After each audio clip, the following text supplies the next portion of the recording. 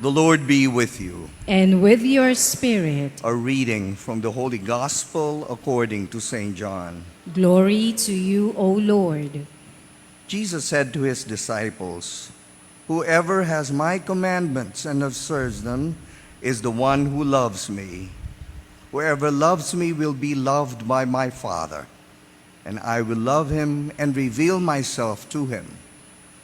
Judas, not the Iscariot, said to him, "Master, then what happened that you will reveal yourself to us and not to the world?" Jesus answered and said to him, "Whoever loves me will keep my word, and my Father will love him, and we will come to him and make our dwelling with him. Whoever does not love me does not keep my words.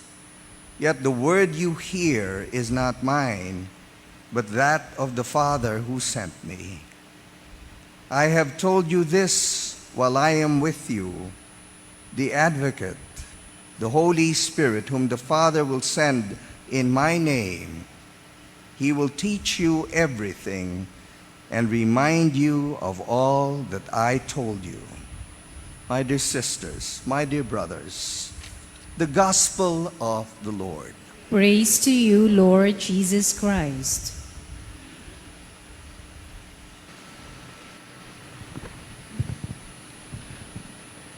You know that Father Andre is from the Diocese of California, just visiting.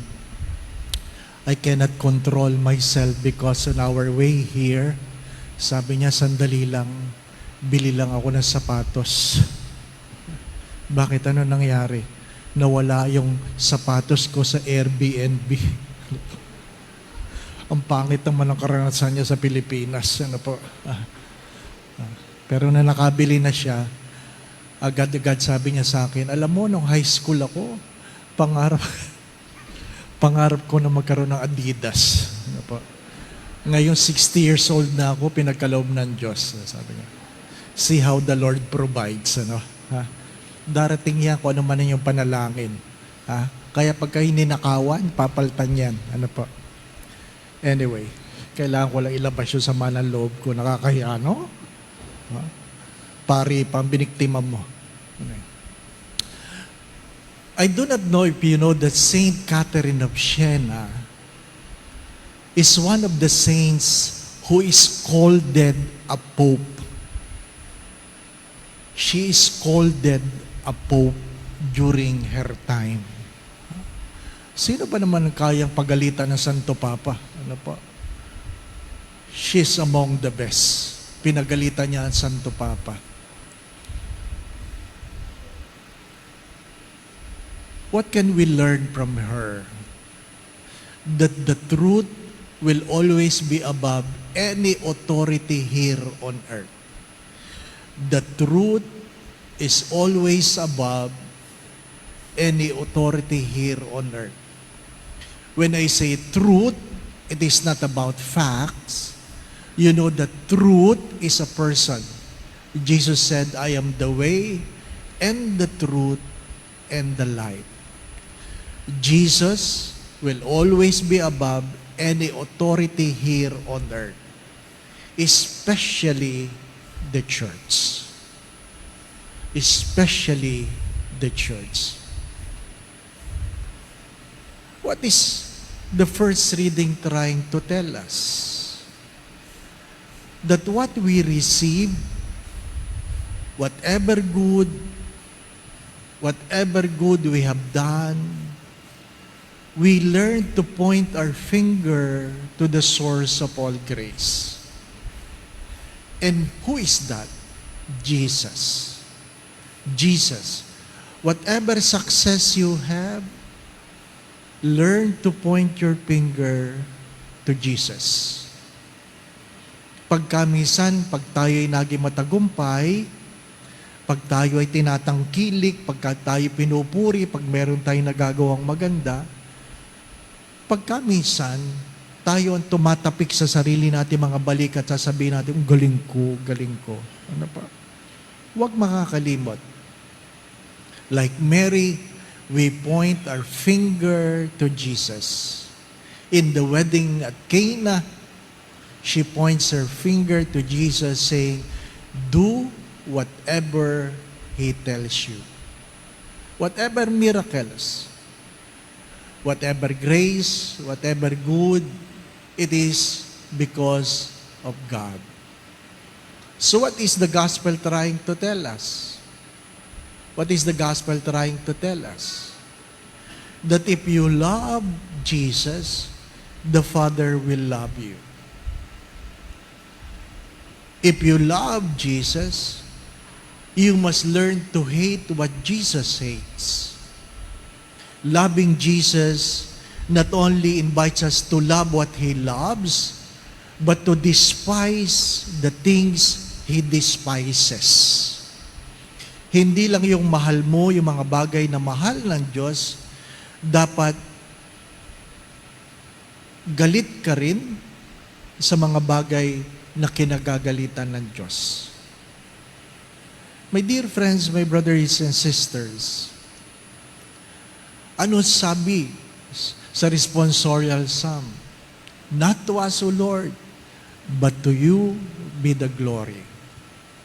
Let our lives be lives of thanksgiving, of praise, pointing our fingers to God. Pangit man ang mangyari, do not be afraid, God will always provide. If prayers are delayed, don't worry, it will come at the right time. But whatever blessing, do not forget this. Everything begins in God, so that everything will also end in God. Amen.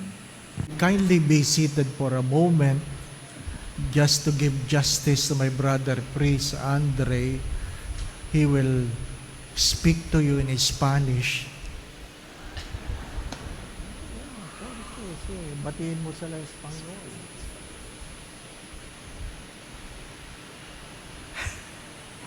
You put me on the spot.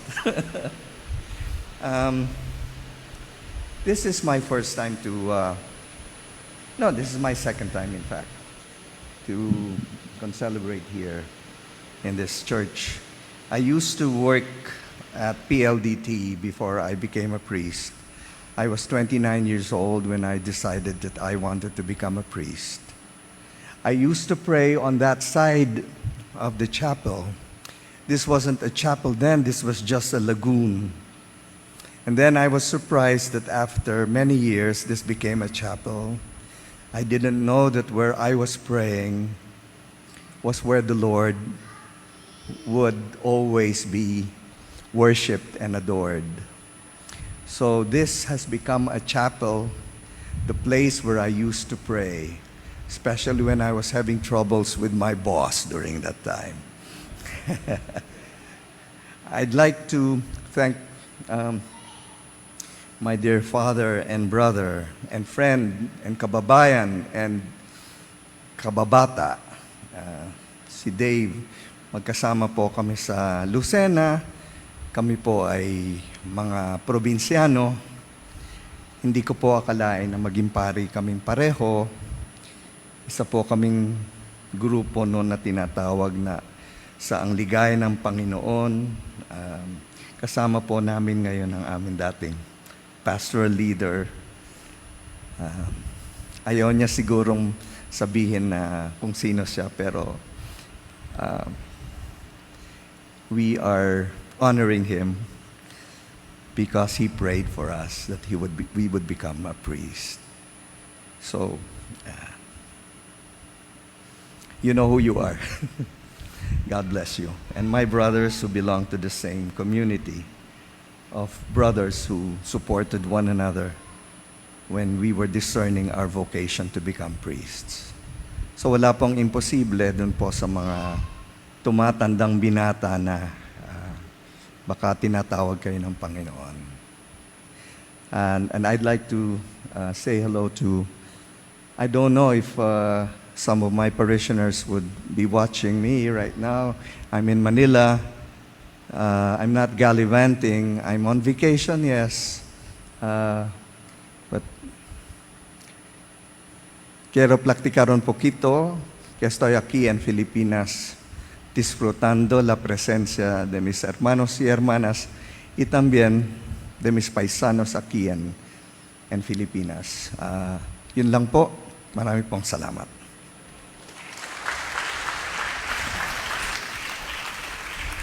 Muy bien. ¿Por qué?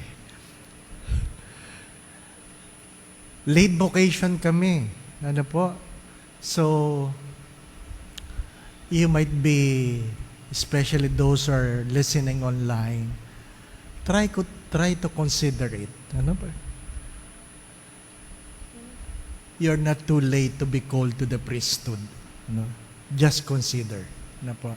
Hindi naman sigurado, pero baka lang. Ano po? Palagi ko yung sinasabi sa mga babae, kung ang boyfriend nyo ay gwapo, matalino, mabait, masipag, madasalin, sabihin mo sa boyfriend mo, magpari ka. Ano? Let us all rise. By the way, I have a pilgrimage, May 1 to 18. I will not be around. Magpapaalam lang ako. Ano po, nasa pilgrimage po ako. Ha? Kasi pag wala ako dito, palagi may nagpo-post, let us pray for the healing of Father Dave. Pag nawala po ako, hindi naman palagi may sakit. Ano po? Nasa pilgrimage po ako, May 1 to 18. Ano po?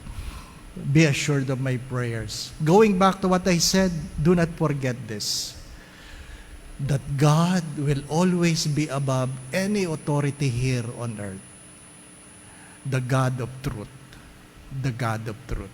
The Lord be with you. And with your spirit. And may Almighty God bless you and your family, the Father, the Son, and the Holy Spirit. Amen. We now go in peace to love and serve the Lord. Thanks be to God.